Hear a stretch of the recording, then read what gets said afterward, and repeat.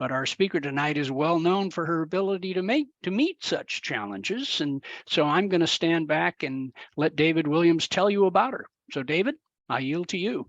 Great. Thank you, Jim. It is an honor and pleasure to be here. Welcome, everyone. It's so fabulous to have you on what is the 323rd anniversary of the last really big earthquake on Cascadia, for those who care. Random, because I'm a geologist, you get to hear that story. So it is, and also more than just having you here, it is such an honor and pleasure to be introducing Quin'Nita Cobbins-Modica. I first met Quin'Nita, I think when you were a grad student, and have just always found her not only to be smart, but also just a genuinely nice person. And I very much appreciate all that she's done for history for this region. But let me tell you a little bit more about her. She is a historian and educator whose research and teaching interests center on Black women, social activism, and politics in the American West. She received her PhD in history at the University of Washington and has taught courses in the United States, African American, civil rights, and Pacific Northwest history at Gonzaga University, the University of Oregon, and Seattle Pacific University. Her current book manuscript explores the long history of Black women's political activism and leadership in Seattle that went well beyond formal politics and the fight for women's suffrage. Their political struggle extended into unions, businesses, social services, and community organizations. While illuminating African-American history in the Pacific Northwest, her work offers an expansive new interpretation of the symbiotic relationship between women's activism, civil rights, and public services. Cobbins-Modica has also worked on local projects with the Northwest African American History Museum and MOHI. In 2017, she co-authored Seattle on the Spot, the photographs of Al Smith, which documents Seattle's vibrant central district in the 1940s and 1950s. If you didn't see it, it was an amazing, amazing show. For the past 10 years, she has worked with blackpast.org, where she combines her scholarship and academic practice with technology and public history. She has served in several roles, including webmaster, associate editor, executive editor, and is presently a member of the board. She, as obviously you can tell, multi-talented person. So please welcome Quin'Nita. She will set up a share screen and talk for a bit. If you have questions, you can always type them in the chat. And then afterwards, we will also address those questions and then have it open for people to ask her questions. So again, it is an honor, a pleasure, and really a true joy I'm very much looking forward to tonight's talk. Quin'Nita, you are on. All right, good evening, and thank you, David, so much for that warm introduction and for inviting me to speak before this group tonight. I must say that it is a pleasure to be back amongst friends and so many familiar faces, so thank you all for joining in and for being a part of this program. So tonight, the title of my talk is Reclaiming the Black Past, Black Women in Pacific Northwest History. And so the way that I structured this presentation is in three parts. First, I want to discuss what it means for me as a historian to do African-American women's history, particularly in this region. And then I will share some of the tools and methodological approaches that I employ to reconstruct the past and the lives of these women. And then finally, I will provide some insights into the work that I do in the digital humanities with blackpast.org as it relates to my scholarship and teaching to make Black women's history here accessible to broader publics. So I like to begin with a quote by historian Darlene Clark Hine, who is a pioneer in the field of African-American women's history and also a past president of the Organization of American Historians. And Hine stated that, quote, historians can write a history of anything or anyone, but the key is the historian must decide that thing, event, person, or group is worthy of investigation.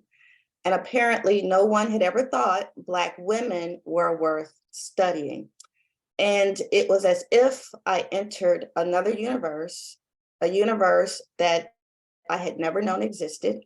And that was the beginning of my commitment to telling the truth, to lifting the veil, to shattering the silence about Black women in American history. And so for me, Hines' words deeply resonated simply because it just underscores the immeasurable power that we as historians and curators and archivists and educators and librarians hold to choose what gets written, what gets studied, who gets access to the information, what gets taught, and essentially what does not, right? And so I chose a career in history, particularly studying African-American women's history in the region because of my ongoing commitment and responsibility to lifting the veil, shattering the silence, and then using that power to tell more accurate and complete histories through my work in academia, in the classroom, and then through the public humanities. So this will sort of serve as a frame for the rest of my presentation.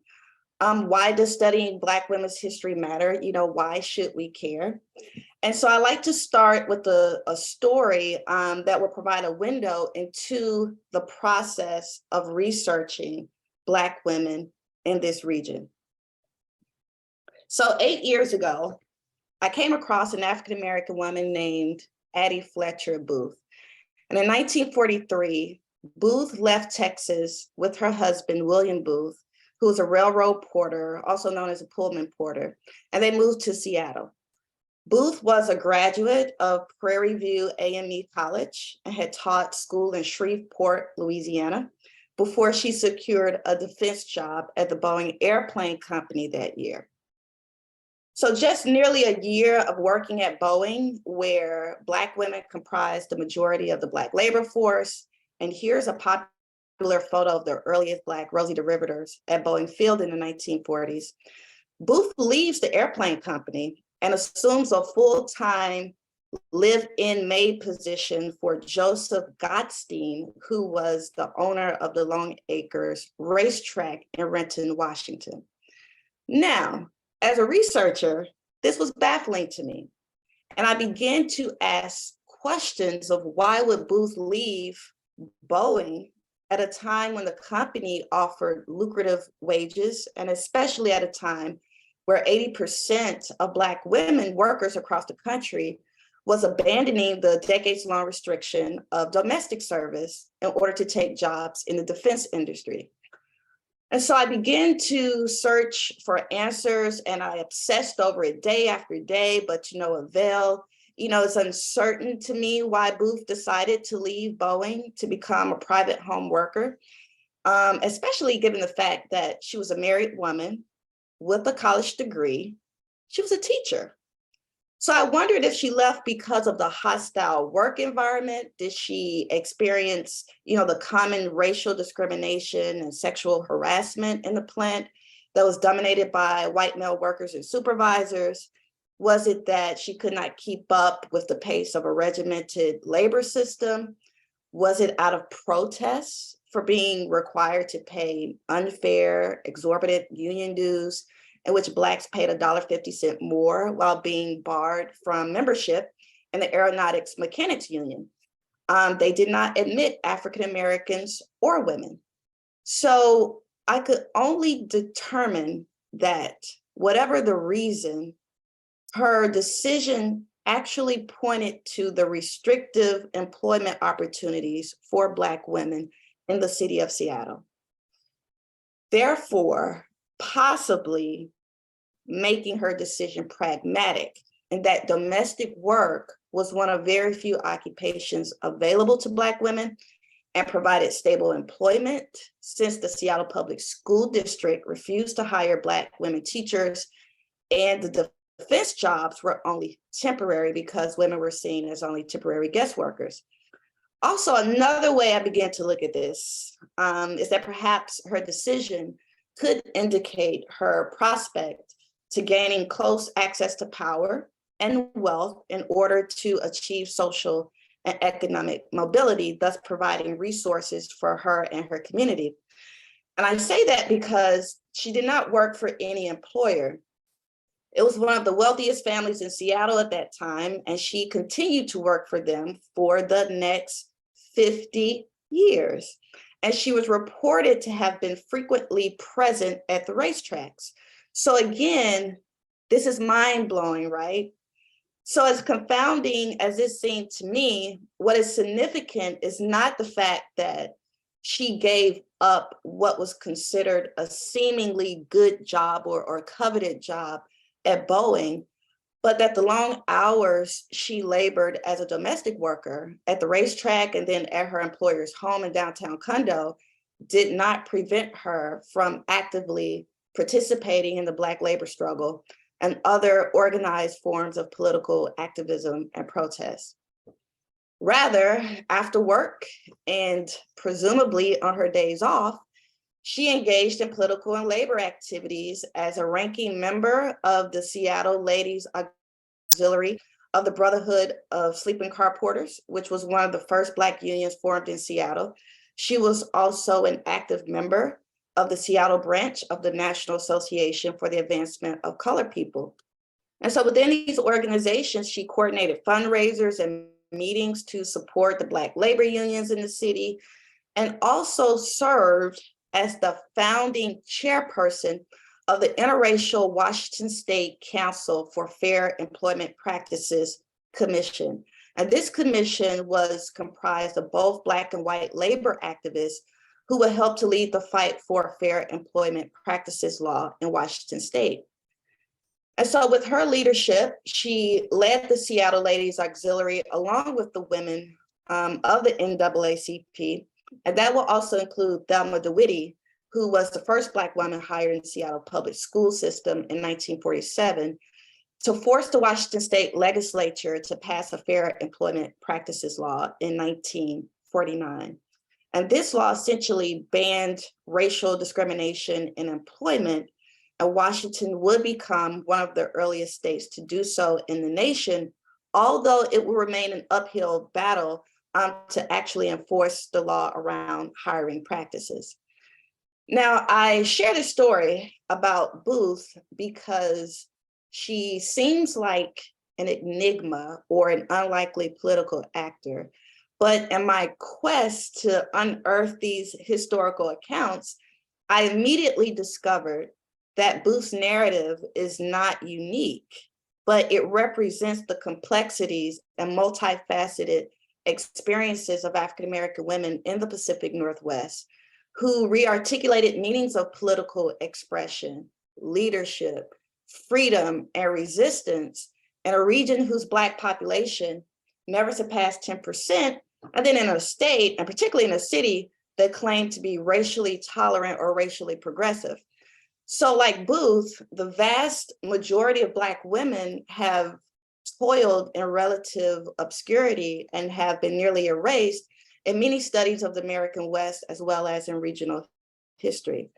And so to better understand sort of the political, economic, and social landscape of the region does call for an understanding of the ways that gender, race, and class have shaped these local economic and political struggles, where Black women's civic engagement and organizing have been central and crucial into organizing and influencing laws and policies in efforts to make the Pacific Northwest a more egalitarian and inclusive place for themselves and others.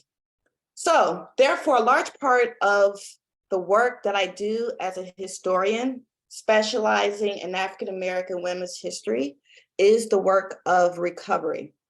Recovering, reclaiming, resurrecting the perspectives, the struggles, the triumphs, the political thoughts, attitudes, the organizing, strategizing, the labor and intersectional identities that all comprise the essence of Black women and their lived experiences.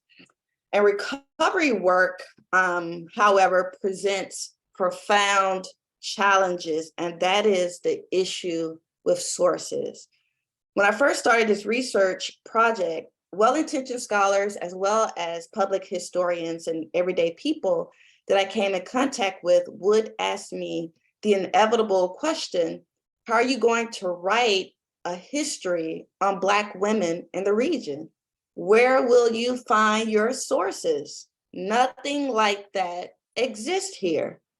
But the most interesting question of them all, especially those asked by people living outside the region, and I usually get this question at conferences, is not to be rude, but are they even Black people in Seattle?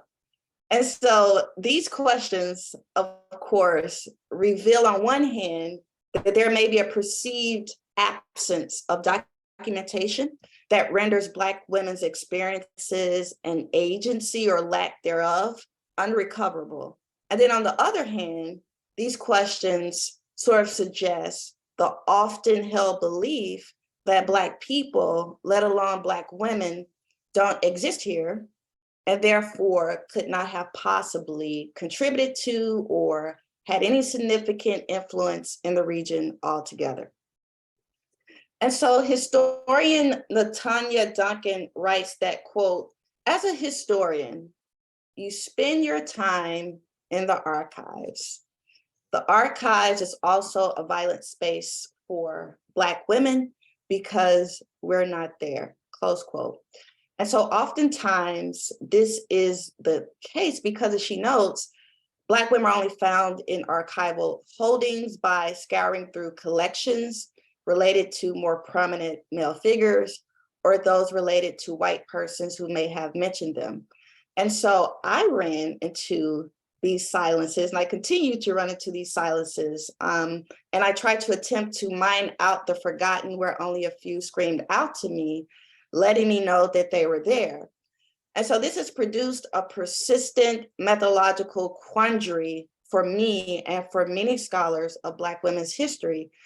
That is, how should we address the paradox of finding archival records on some Black women while also accounting for the deafening archival silence on others? Also, this paradox raised other methodological concerns, such as how do I question, how do I analyze and reinterpret these scattered pieces of the past while reading against the biases and power imbalances of the archive, or in other words, of how the knowledge is constructed and presented. And, you know, where else could I find clues and locations when the institutional archive neglects to include these women's voices? And so how should historians then reconceptualize what is meant by the archive? So these questions lay at the core of my research that consistently forces me to rethink my method and approach to redefining what is meant by the archive and where to look for information. And in the process of seeking out these women, I begin to construct pieces of this history in a seemingly unexpected place. And that is the Black Beauty Shop. If any of you all are familiar, the Black Beauty Shop historically has served as a sacred meeting space for Black women to disseminate pertinent information, report on the latest community news, to discuss politics, family life and relationships, job woes, and it also has been a social space to fellowship and build organizational power and networks. So the Black Beauty Shop is where women from all classes and backgrounds interact with each other, and where the beautician holds the power of information and knowledge. And she serves as the Black woman's guide of who's who, particularly in the city, and particularly the city of Seattle. So more importantly, it's one of those few spaces owned and operated by Black women outside the gaze of white culture. And so the Black Beauty Shop is one place that provided the necessary information and sources, where I gained access to the community archive. And because of these conversations, I was able to locate, to document, and to preserve many Black women's stories and narratives through conducting oral history interviews, thereby creating a new collection of archival material. So great, I'm recovering stories, I'm documenting, I'm writing about them, but this wasn't enough because very few, if any, knew about these women or this history besides my husband and Quin'Nita Taylor. So the quintessential question became, how do we as historians reach a broader audience to educate and inform the general public? And in my case, how do we highlight and amplify the voices of Black women in the Pacific Northwest and dig them out of obscurity? Additionally, in what ways can we make our fields of study more accessible? And so here comes my work with BlackPass. And my work with blackpass.org allows me to use this platform as one tool in rendering Black women's histories visible and accessible by sharing my work to a more diverse audience. And just a quick synopsis of the website, if you are not familiar, BlackPass is the world's largest and leading digital platform devoted to African-American global African history. We have nearly a 6,000-page encyclopedia spanning the globe from the Arctic to Antarctica, and from the beginning of human history to the recent pandemic and 2022 election. And this is made possible by over 900 volunteer content contributors from 6 continents that include academics, independent historians, as well as college students. Also, our website is regularly used by a variety of institutions, ranging from the Library of Congress to small public and private school libraries across the nation and around the world as a valuable research and education resource.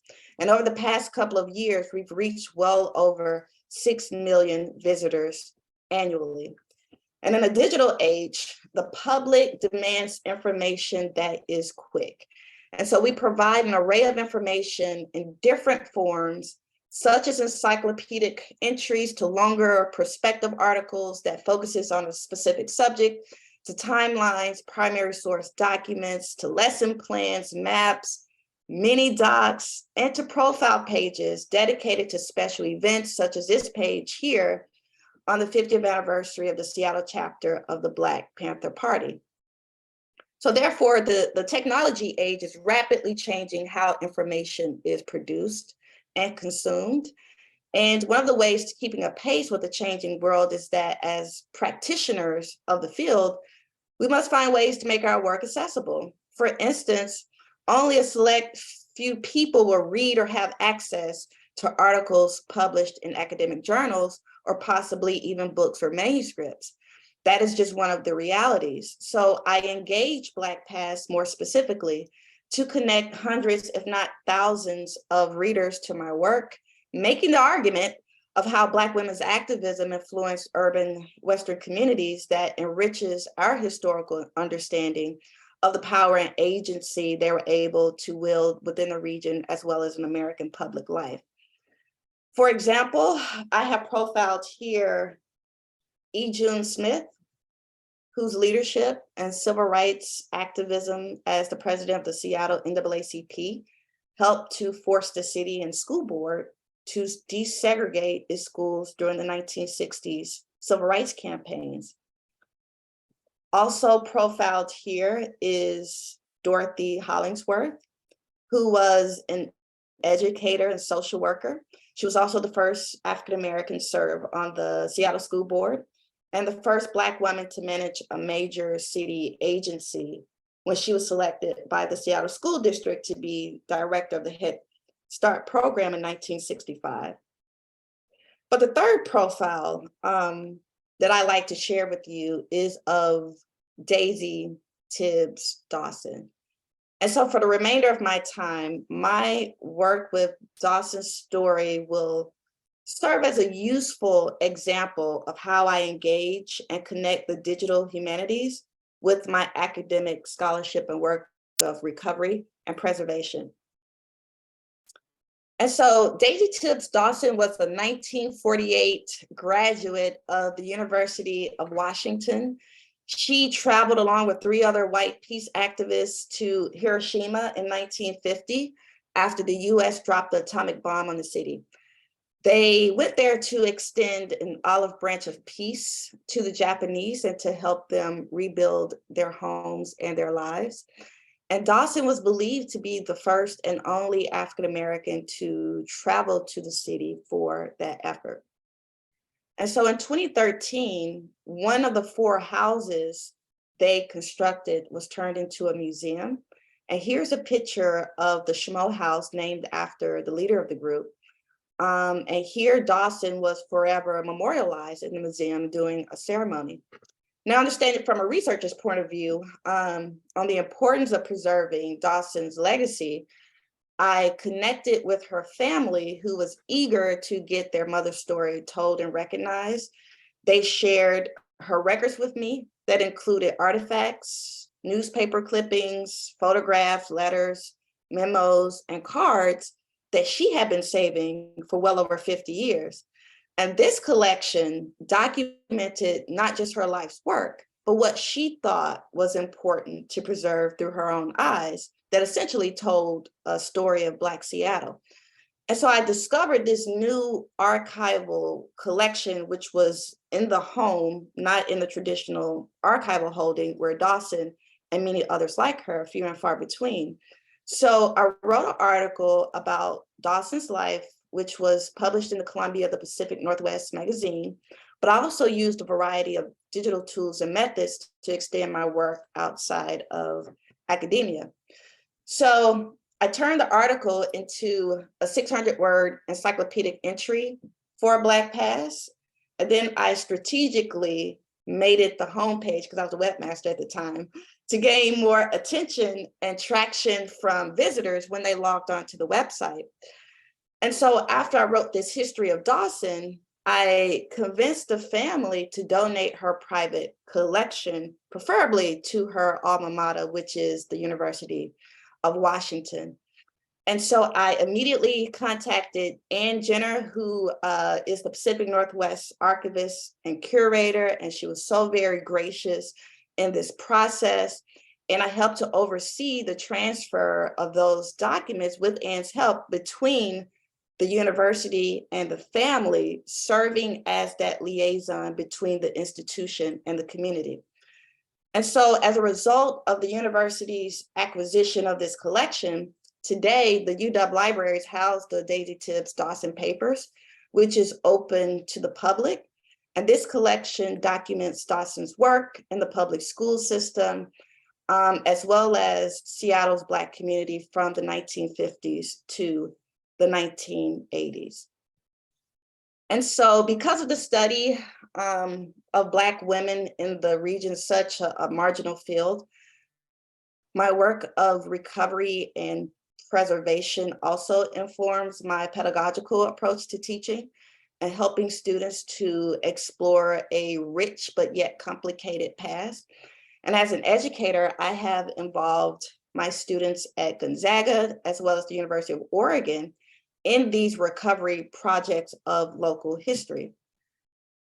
For instance, one student has researched and profiled an early Black political activist and suffragist in Portland, Oregon, Lizzie Kuntz Weeks. Weeks was very much active in the state's women's suffrage campaign in 1912.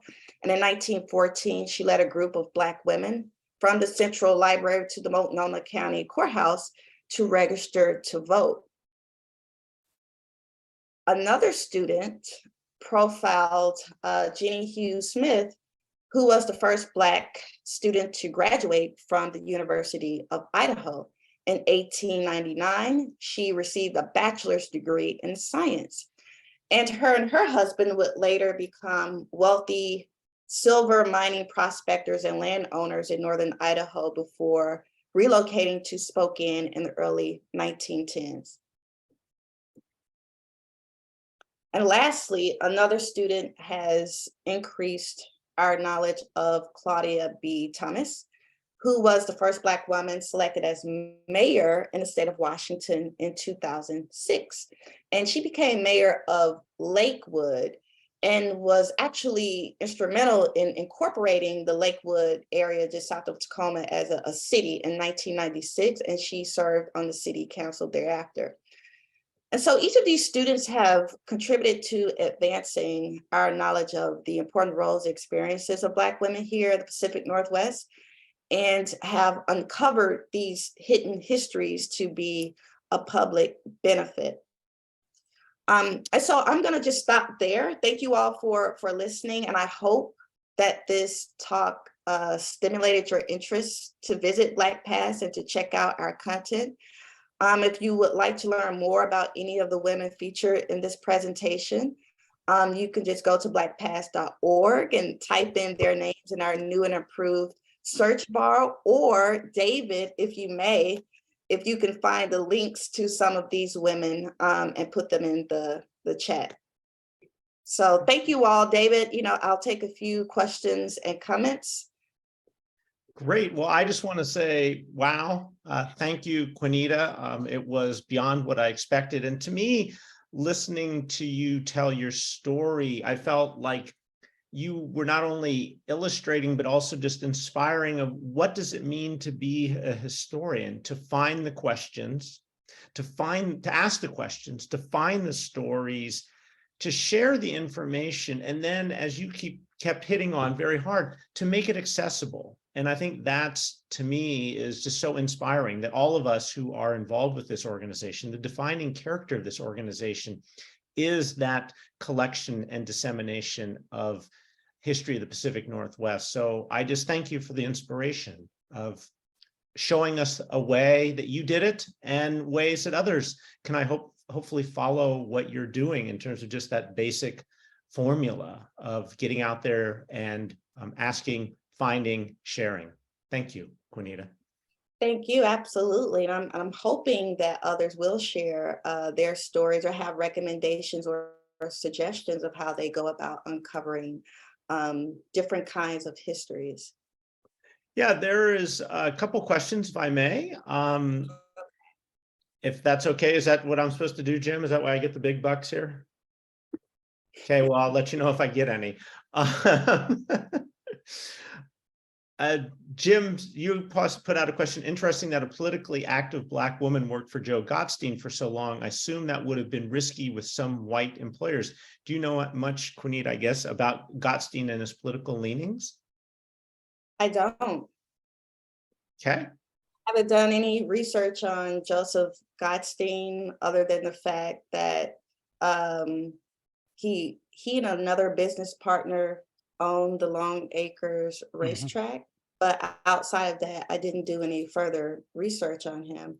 I think I'm correct, though, Quin'Nita. It just seemed to me that an activist Black woman working for a white employer was kind of at risk being active. And I kind of get the feeling that maybe Joe was pretty liberal, but I have no idea. Or may not have known about her activities. Ah. Right. And so even though she may have worked for them, I don't think they were aware of how politically active she was. When I read the obituary and members of the family, when they spoke of her, no one spoke of her political activism. They spoke of her as in her role as an employee of the family. Wow. So they may not have been aware of what she was doing outside of her job. She was fighting for equal rights. She was fighting for workers' rights, for economic justice, because at the end of the day, she was an exploited worker. She didn't have many opportunities, particularly in Seattle. But like I said, what was interesting for me is there's a reason why she worked so long in that capacity for Joseph Gottstein. However, like I said, the sources doesn't lead me to anything tangible to where I can understand or figure out what happened, what that relationship was like. Quin'Nita, Jennifer Ott asks, well, first she says, thank you.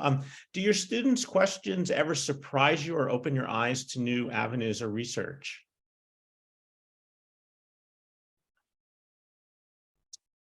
That is an interesting question. Yes, of course, students, when I'm teaching African American history or teaching just on Black women in general, they do have questions in terms of how come I didn't know this, right? And so that opened up other kinds of inquiries about how knowledge is produced, reinforced, who controls the narrative, who controls the story, and why it's important for them, because many of them are history majors and future educators. They're wanting to go into teaching history. Why is their social responsibility to ensure that the next generation of students do know this history and understand, because they too are gatekeepers of this knowledge. One student in particular has helped with my research, because when she was doing her work on Lizzie Kuntz Weeks, she came across an archival newspaper that I wasn't even aware of. And so by her doing that work and me working with her, she opened up a brand new archive that I didn't even know existed that was digitized. And that has been very instrumental in this article that I just submitted last week on the history of Black women's early political activism, particularly within the suffrage movement in the region, and what they did thereafter with early access to the ballot. Great. So another question, can you talk more about the beauty shop archives? Did you interview the stylists? Were you asking them about other women? Yeah, absolutely. That was the first place I started. I befriended a woman named Gracie Williams. She is 80 years old now, but she was in her early 70s when I met her. She owned her own beauty shop on 23rd and Union.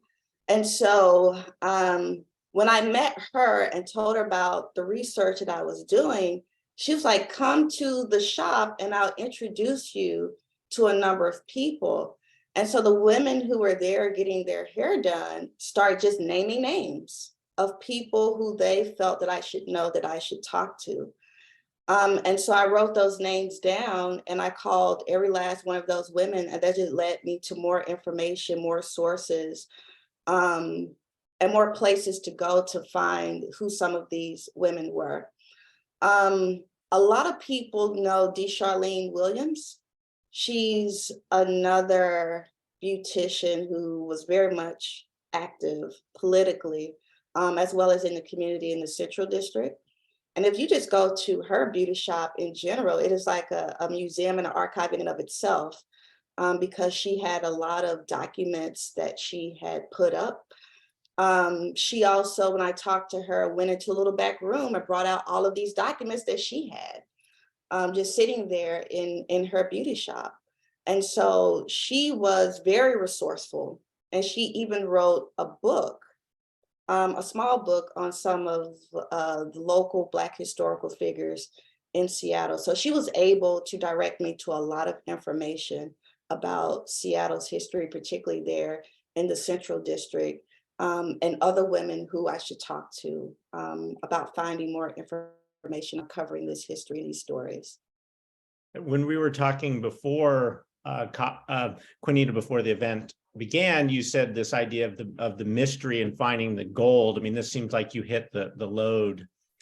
Just an amazing ore facility right there with her and with this group of women. You must have just been thrilled. Absolutely, because one of Gracie Williams, one of the ladies that I met, she knew other beauticians, and one of them was 94 years old. And come to find out, she was one of the first graduates of the Roofsides Cosmetology School, which was the first cosmetology and beauty school that was established north of San Francisco, right here in Seattle during World War II. Ruth Whitesides worked at Boeing, and she decided or understood that the war was temporary. Black women were going to need employment.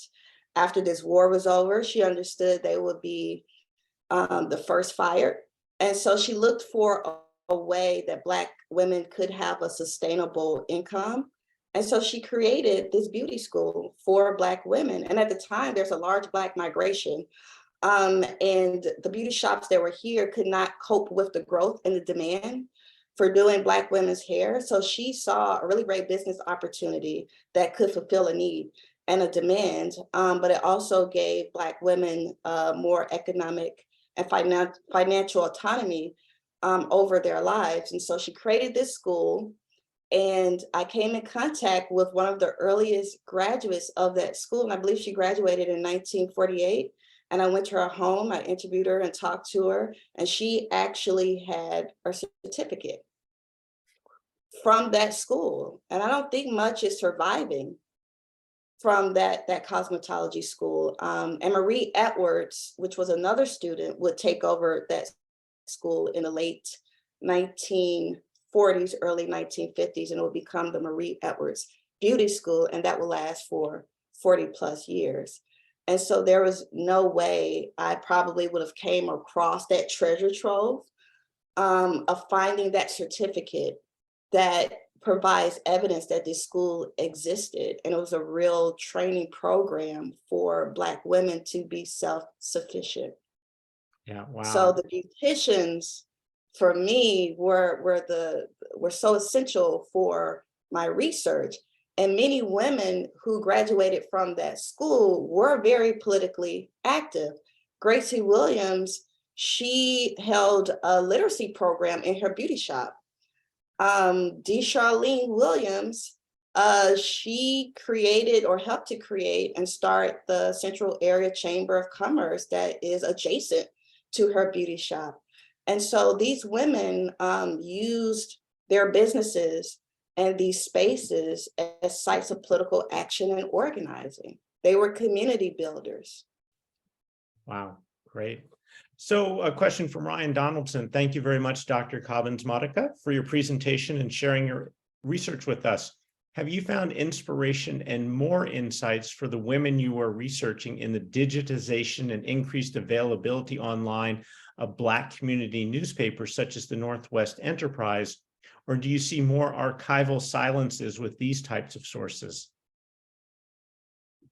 Yeah, so I've been very fortunate, actually. I think the digitalization of these archives have been so instrumental in my work. I think it would take me more time to scour through so many documents and looking through different archival holdings just to find these women. But the fact that I can go in and type in different search words and find exactly what I need has been a game changer, I believe, and just made my work a little bit easier in terms of having that kind of access to the digital world of where I can find more information on Black women. So yes, it has been instrumental. I wish there was more archival holdings that are digitized, but in terms of the archival newspapers and what's there so far, I've exhausted every last one of them. And like I said, it would have taken more time for me to just go through a microfilm looking for women, because that's how I started out.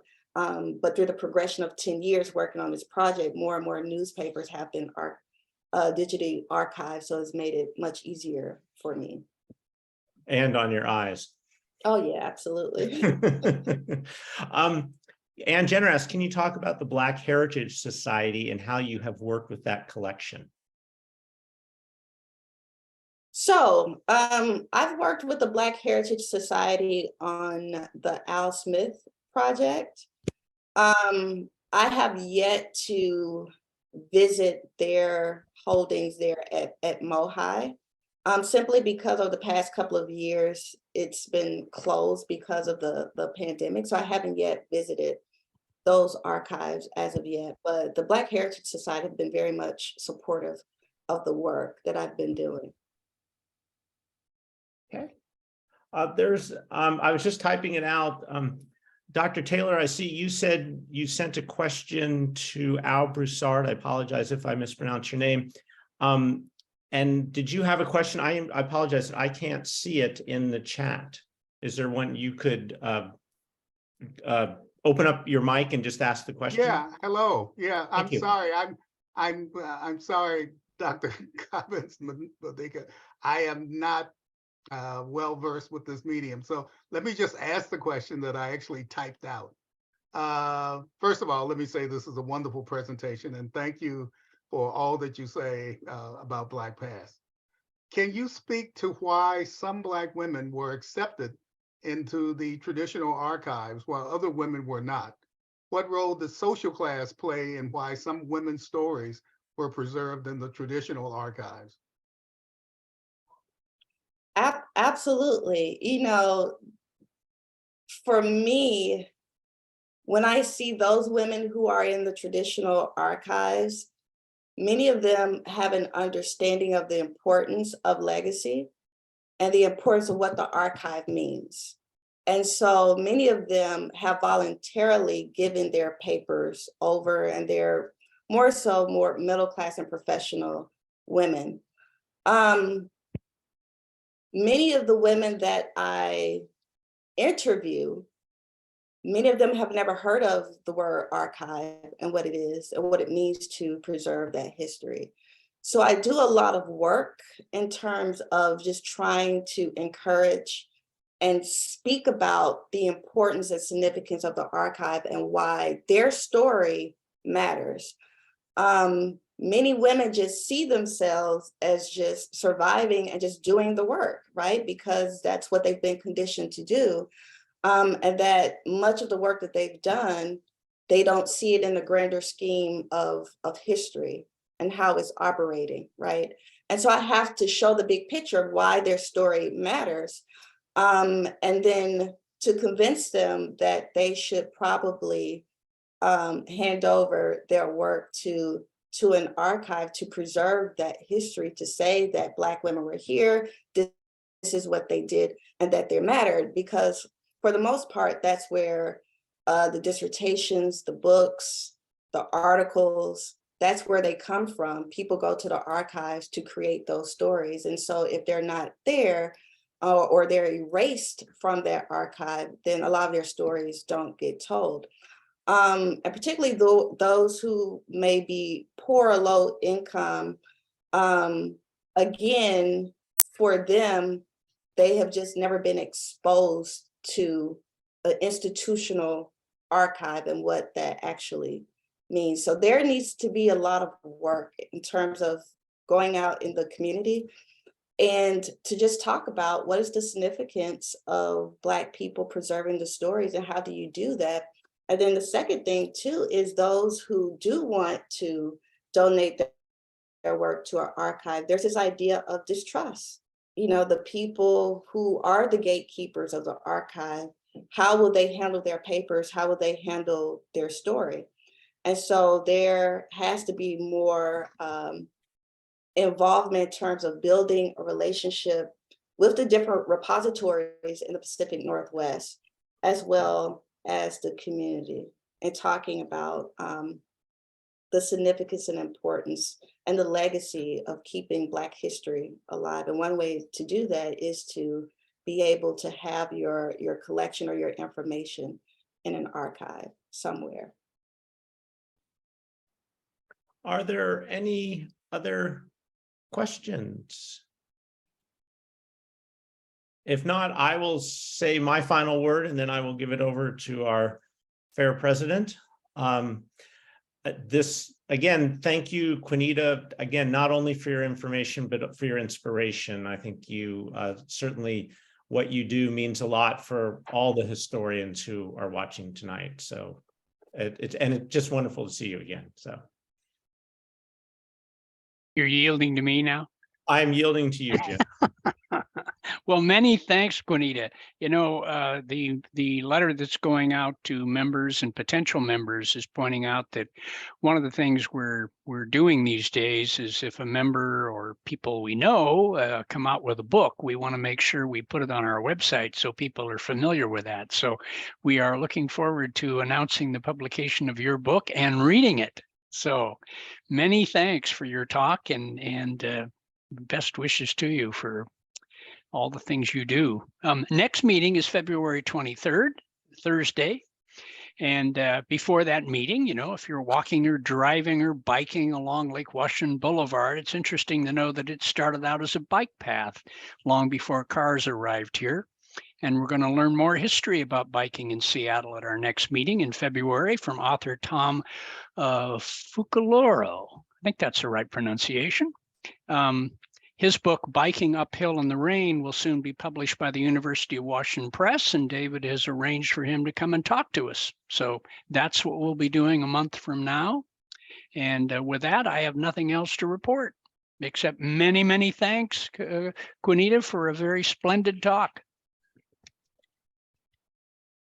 With that, the meeting is adjourned. Thank you very much. Thank you, everyone, for listening and for your wonderful and thoughtful questions and comments. Thank you. Take care, everybody. Thank you. Be well.